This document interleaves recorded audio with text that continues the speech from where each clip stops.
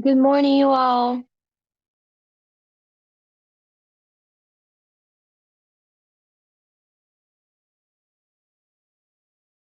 Morning.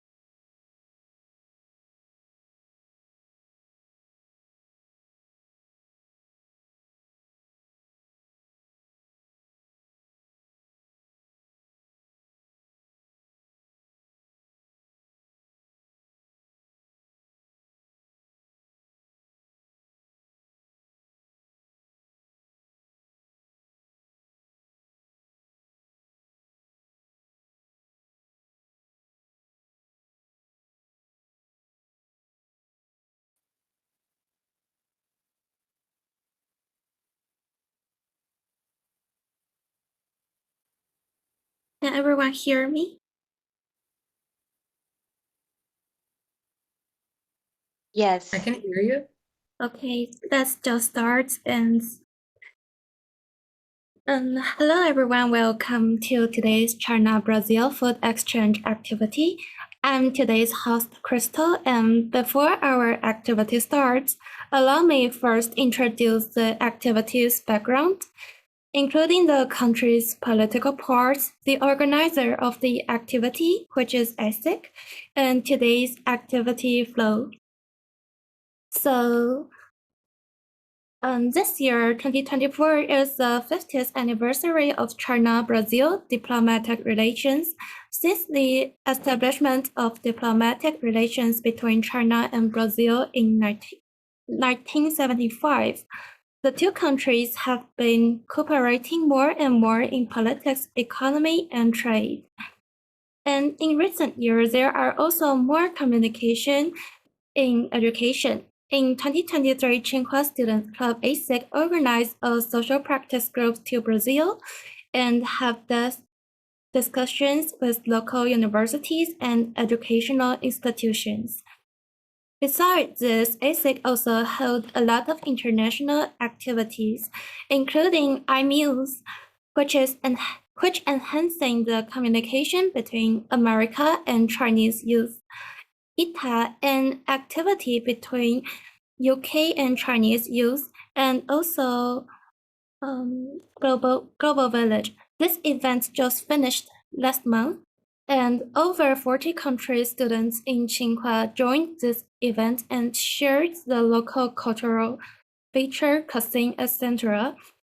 Besides above, we also have TEDx, youth voices, and so on activities that allow students to broaden their horizons and make friends from all over the world. And today's event theme is about food. We have also held other things exchange before, such as music, and really thanks the above three institutions, without you guys, the event won't work so well. And this page shows the activity flow today, and following we will have Brazilian and Chinese students representatives sharing first, and then participants will be divided into groups for discussion. At the end of the event, each group will share their conclusion or results of their sharing. So let's just start for the Brazilian student representative sharing part.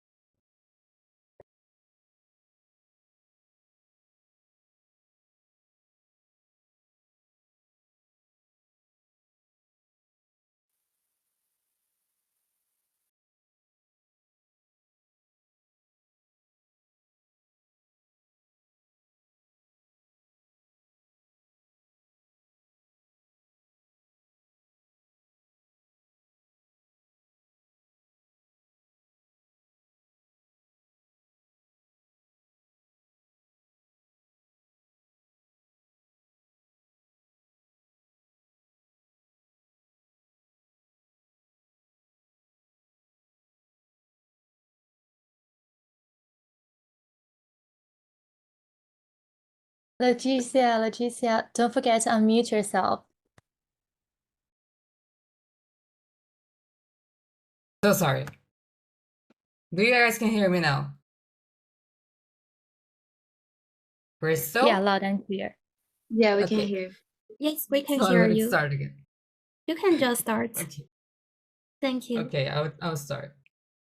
So, hi guys, good morning for those who are in Brazil, and good night for the Chinese.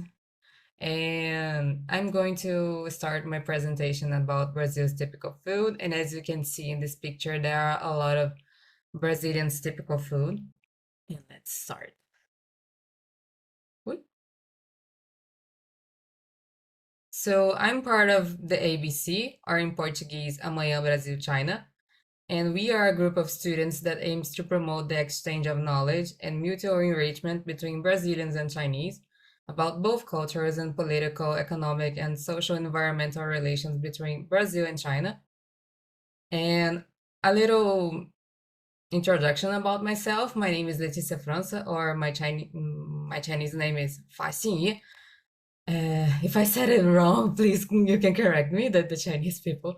And I'm 25 years old. I have a bachelor degrees in international relations, and I also have an MBA in foreign trade and international logistics. And I'm also one of the general coordinators of ABC, Amanhã Brasil-China, along with Bia, which is the person that is also here. And I'm going to present about Brazil's typical food. Let's go. So I'm going to start with the North region, which is all these states that you can see here. And the first typical dish that I'm going to present you is pato no tucupi, or in English, duck in the tucupi, which is a typical dish from the state of Pará. This dish combines the succulence of duck with the unique flavor of tucupi, a yellow broth extracted from wild cassava. And they also have tacacá, which is also a typical dish from the state of Pará. This dish is prepared with a yellow broth called tucupi. Also, this broth is placed on top of the cassava starch, also served with Amazonian herb that causes numbness in the mouth, which is called jambu, and dried shrimp, as you can see here. And it's served very hot, seasoned with pepper and gourds. And if we are talking about tacacá, did you know that a famous Brazilian singer named Joelma mentioned this food in one of her songs? So I'm going to get out of my presentation for a second, and I'm going to put the music. Just let me find myself. Yep, and that was the song. Let's keep going. And in the North region, we also have açaí, also known as jussara, açaí, or açaí do Pará. Is a fruit from the Amazon region considered a superfood. It is a great source of calories, rich in antioxidant with nutrients and nutrients with anti-inflammatory action. So right now I'm going to present the Midwest region and its typical food. So they have arroz com pequi, or rice with pequi, and this typical dish is from the state of Goiás. It is one of the dishes that most reflects the generosity of the land. Pequi, a typical fruit from the region, gives a striking flavor to the rice. It is kind of yellow in this picture, creating an extremely delicious combination. A true celebration of the flavors of the Brazilian Cerrado. And they also have carne com quiabo, or meat with okra. Yeah, now I said it. And the diced minced meat is cooked with chopped okra or stripes and peppery seasonings. The perfect accompaniment is white rice, of course, and preferably with hapa. Hapa is the action that you do when the food is stuck at the bottom of the pan. So you'll have to scrape the spoon to get it out. And now we are not in the Midwest region anymore. We are going to the Northeast region.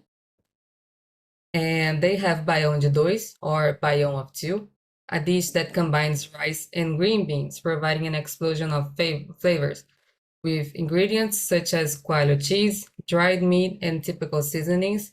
This dish is an authentic representation of the culinary richness of the Northeast.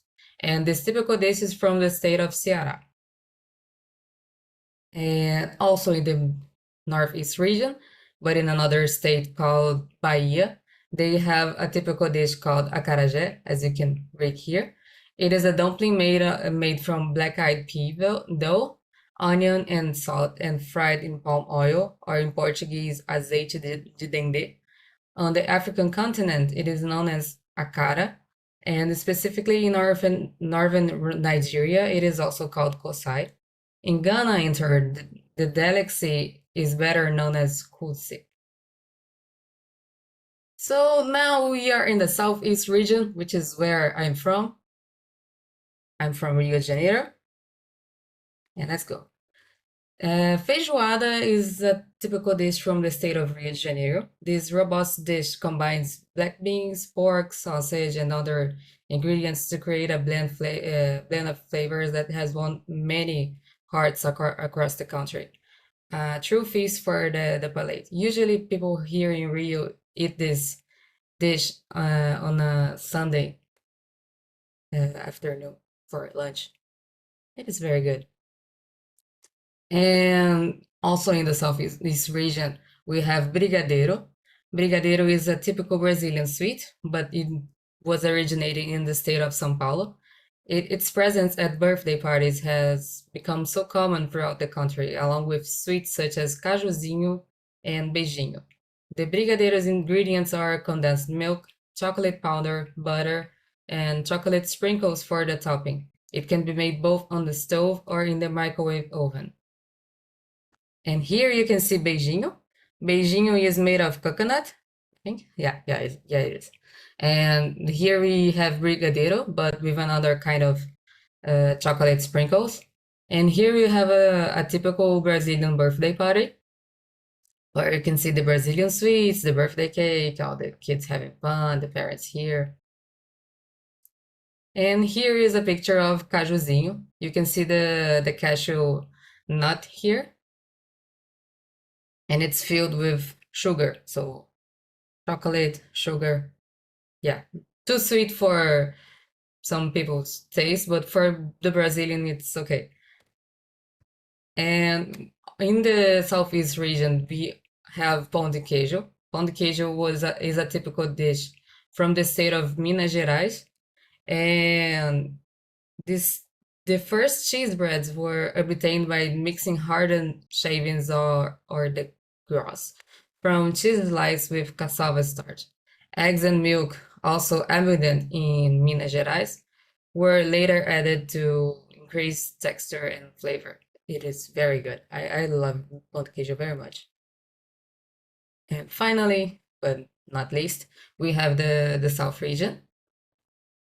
And in the South region, we have barreado or buried. It consists of meat cooked for 4 hours, served with cassava flour. Cassava flour is here. And here we have the meat. And some people would eat this dish with banana. Oh, right. And this typical dish is from the state of Paraná. And we have churrasco gaúcho or gaúcho barbecue. And this typical dish is from the state of Rio Grande do Sul. The choice of meat is crucial for an authentic gaúcho barbecue. Traditional cuts of meat include picanha, short rib, brisket, drumstick, flank steak, and sausage. The meat must be fresh and of high quality. It shall only be seasoned with coarse salt, so as to not mask the natural flavor of the meat. So my discussion question is, from all these foods presented, which food was the one that you want to try most? And that's my presentation. Hope you guys have liked it. Obrigada, pessoal. Thank you, guys. 谢谢大家. Yep. So let's go back. Oh, I'm kind of lost. Where we are? Here. No, not here. And I'm thank so you lost. for I'm the sorry, wonderful guys. sharing. Sorry. Yeah, I'm so sorry. I'm trying to find you guys so I can stop my sharing. Or maybe oh, found it. Yep. I was with Selina yesterday, and she saw how lost I was using this app. Anyway, hope you guys have liked the presentation. Now I I'm do going like. to pass the floor to Selina.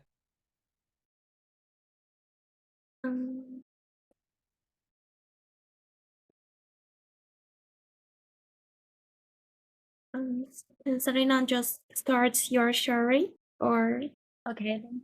Okay. yes, thank you.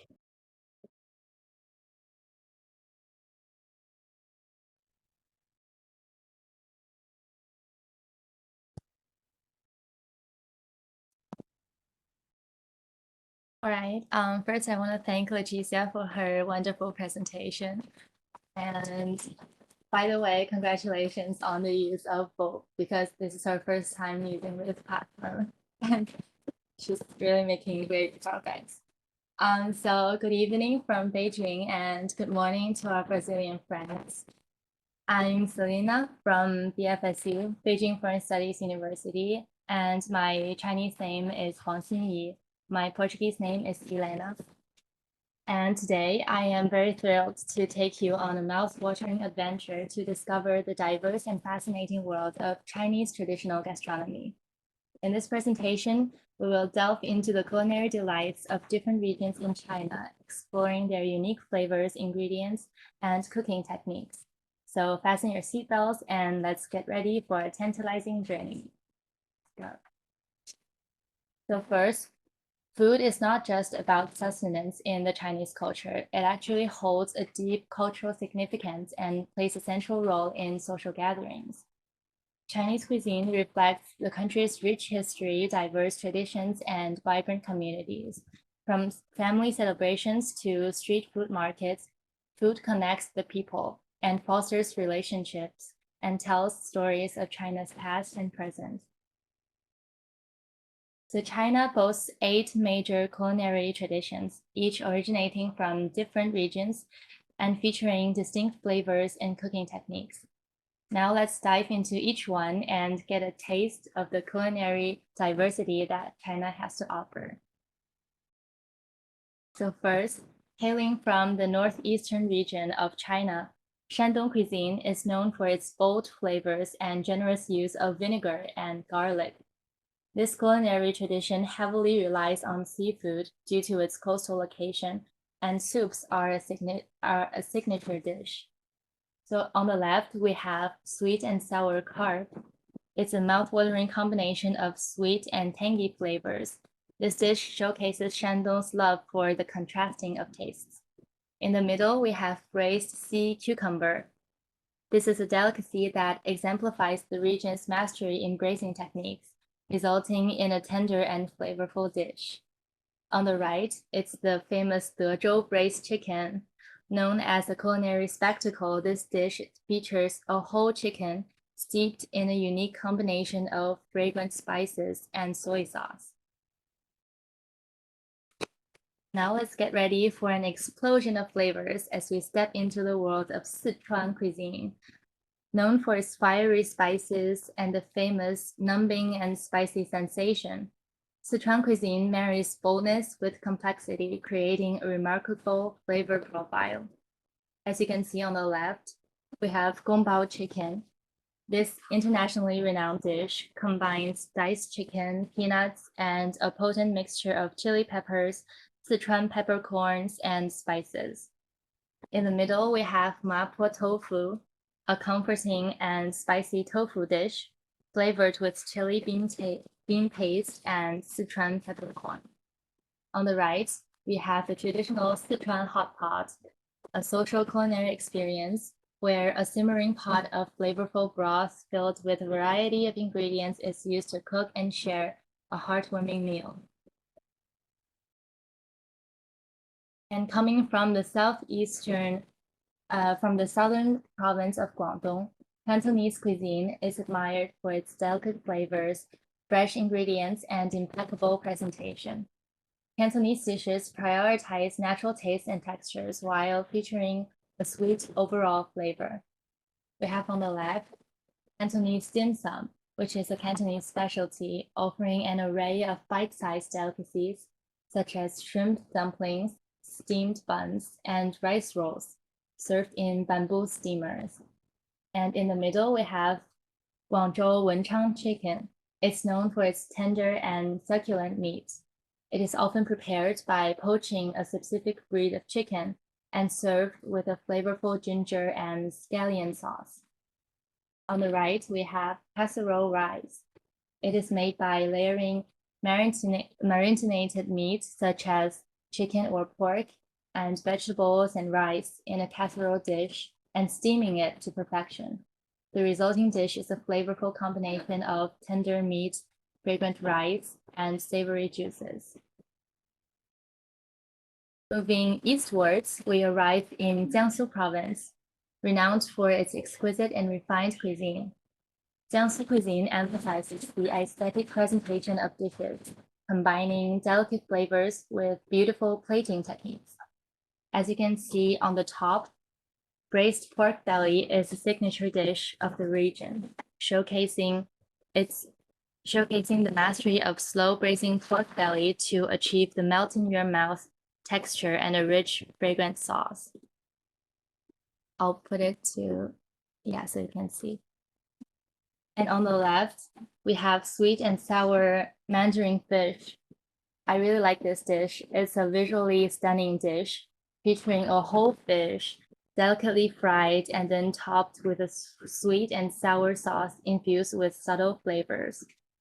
Lastly, we have the drunken chicken, which is chicken marinated in Shaoxing wine, showcasing the delicate balance of flavors between the chicken and the aromatic wine.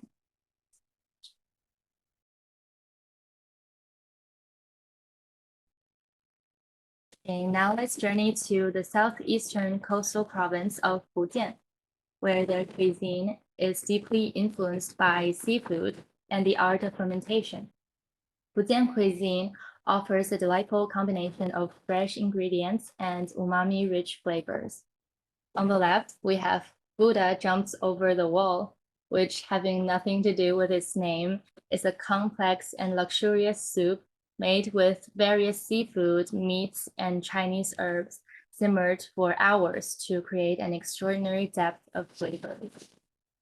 In the middle, we have oyster omelet, a popular street food dish made with fresh oysters, eggs, and tapioca starch, creating a unique texture and a burst of flavors.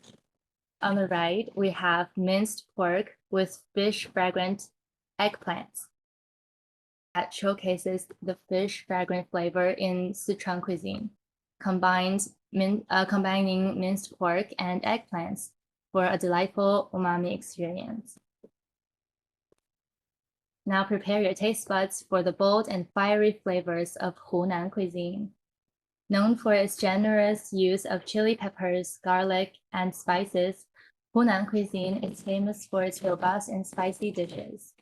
On the left-hand side, we have Chairman Mao's red braised pork, which is a dish named after Chairman Mao himself, featuring tender braised pork belly in a rich and aromatic sauce. In the middle, we have Dong'an chicken, a succulent chicken dish coated with a spicy chili-based sauce, highlighting the region's love for intense flavors. On the right, we have spicy crayfish, which is really popular among teens these days. It's crayfish cooked in a fragrant combination of garlic, chili peppers, and spices, creating a mouth-watering and addictive dish.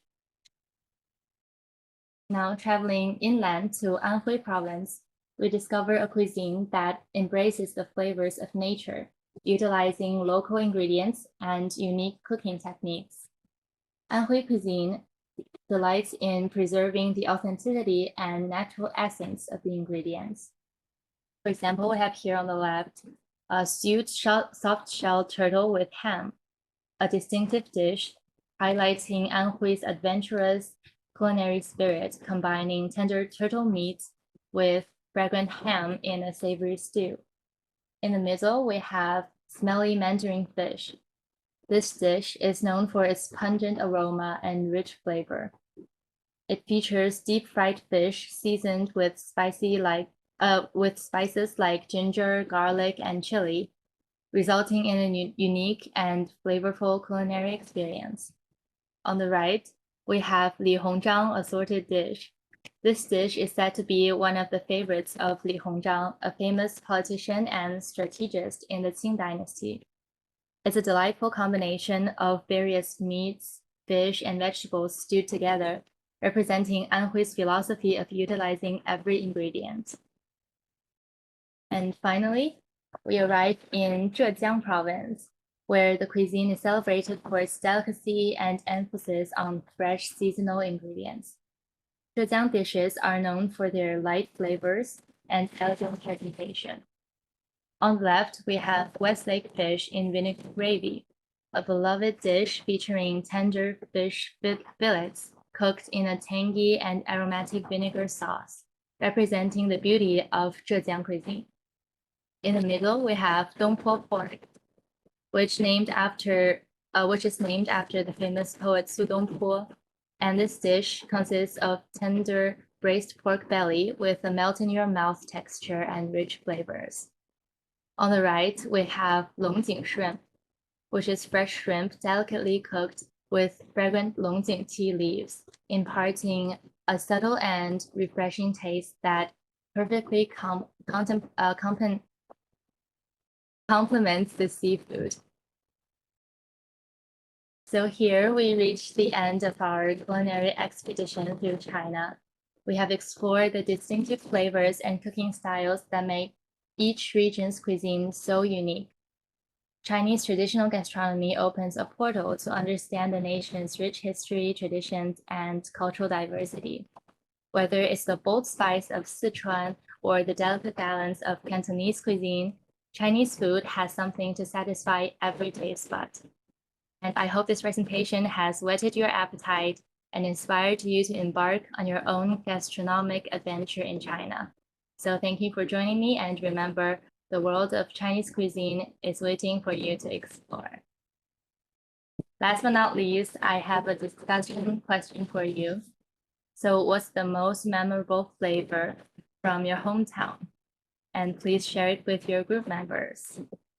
Also, don't forget the discussion question from Letícia, which is from all these foods presented.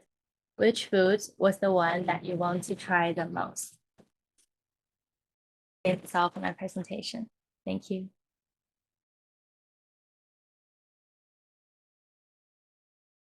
And thank you for the two girls' wonderful sharing.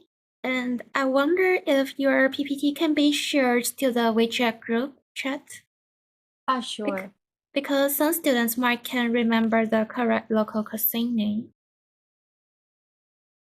Yeah.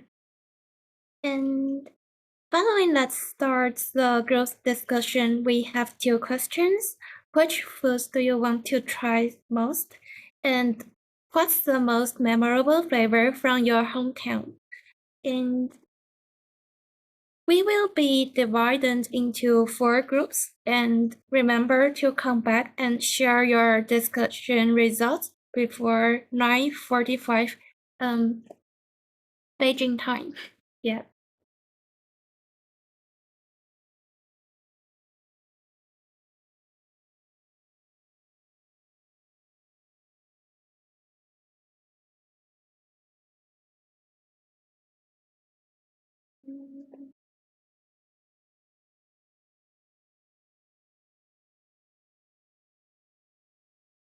Sorry, a moment.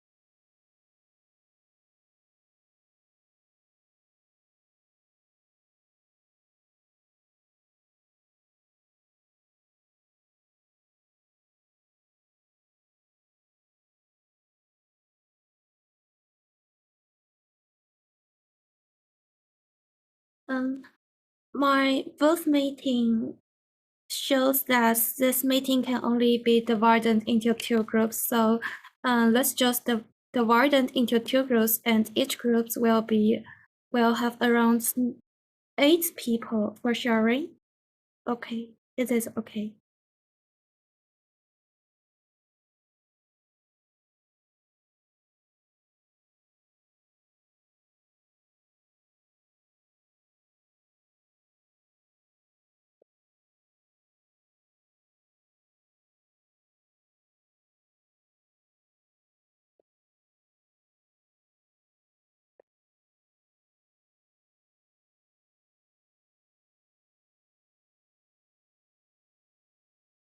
And Elena and Victor, my screen shows that you two can't join the group chat because the version, both meetings version. So maybe else just starts their discussion